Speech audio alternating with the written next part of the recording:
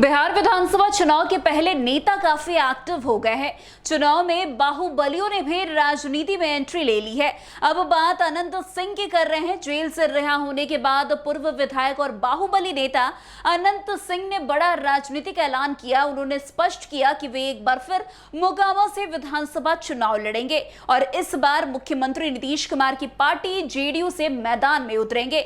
वहीं अनंत सिंह को लेकर एक और अभी बड़ी खबर सामने आ रही है, जहां मोकामा के पूर्व विधायक और बाहुबली नेता अनंत सिंह ने सीएम नीतीश कुमार से आज मुलाकात की है। सूत्रों की माने तो वो 15 मिनट तक सीएम हाउस में रहे हैं। अनंत सिंह ने सीएम हाउस से बाहर निकलने के बाद मीडिया से बिल्कुल बातचीत नहीं की है, वो सीधे अपने घर के लिए निकल गए। सूत्रों ने यह भी बताया है कि अनंत सिंह ने मोकामा से जेडीयू के उम्मीदवार के रूप में अपनी दावेदारी पेश की है।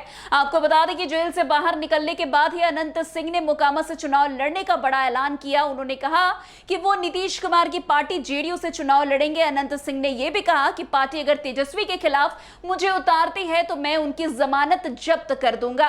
तेजस्वी की सरकार बनाने के दावों को लेकर के भी अनंत सिंह ने कहा है कि तेजस्वी की पार्टी 15 सीटों पर सिमट जाएगी और नीतीश कुमार फिर से बिहार के मुख्यमंत्री बनेंगे।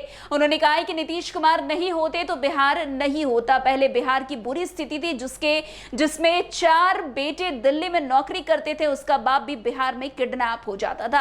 वैसे जेल से निकलने के बाद ही अनंत सिंह ने यह भी कहा कि वो अपनी पत्नी और मोकामा की मौजूदा विधायक नीलम देवी को फिर से चुनाव नहीं लड़वाना चाहते।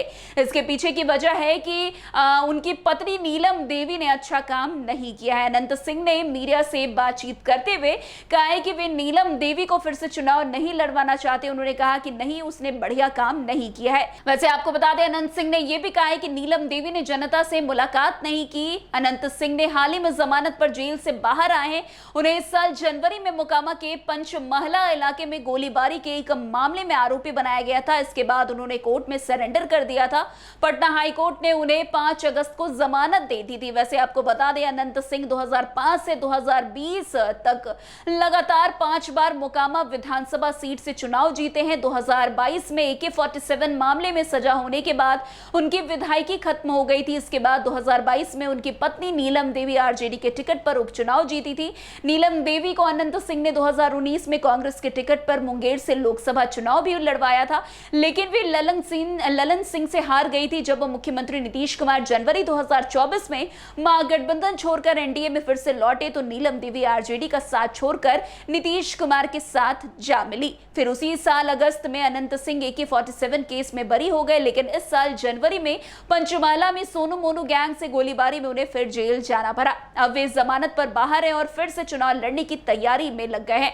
वैसे अनंत सिंह जेल से बाहर निकलने के बाद काफी उनके तेवर अलग नजर आ रहे हैं। उन्होंने निकलने के साथ ही कह दिया था कि वो जो है मोकामा से इस बार विधानसभा चुनाव लड़ेंगे। इतना ही नहीं, उन्होंने ये तक कह दिया था कि नीतीश कुमार की पार्टी यानी कि जेडीयू से ही वो उम्मीदवार बनेंगे। लेकिन अब जिस तरीके से अनंत सिंह नीतीश कुमार से मिलने के लिए उनके आवास पहुंचे, 15 मिनट तक इन दोनों के बीच बातचीत हुई है, लेकिन बातचीत क्या हुई इसकी जानकारी तो नहीं सामने आ रही। लेकिन सूत्र कहीं ना कहीं ये चीज बताने की कोशिश कर रहे हैं, ये चीज बता रहे हैं कि जो है मोकामा विधानसभा चुनाव लड़ने को लेकर के ही बातचीत हुई, क्योंकि अनंत सिंह ने बीते दिनों यह भी कहा था कि अभी नीतीश कुमार से इस मामले पर बातचीत नहीं हुई, लेकिन उनको उम्मीद है कि उन्हें हरी झंडी जरूर जो है मिल जाएगी। अब उन्हें हरी झंडी मिली है या नहीं ये तो नहीं कहा जा सकता, लेकिन कहीं ना कहीं नीतीश कुमार से उनकी मुलाकात काफी मायने में खास मानी जा रही है। तो आज की इस खबर में बस इतना ही। अन्य खबरों में हमारे साथ ऐसे आगे बने रहें और देखते रहिए। तब तक के लिए NBC 24। धन्यवाद।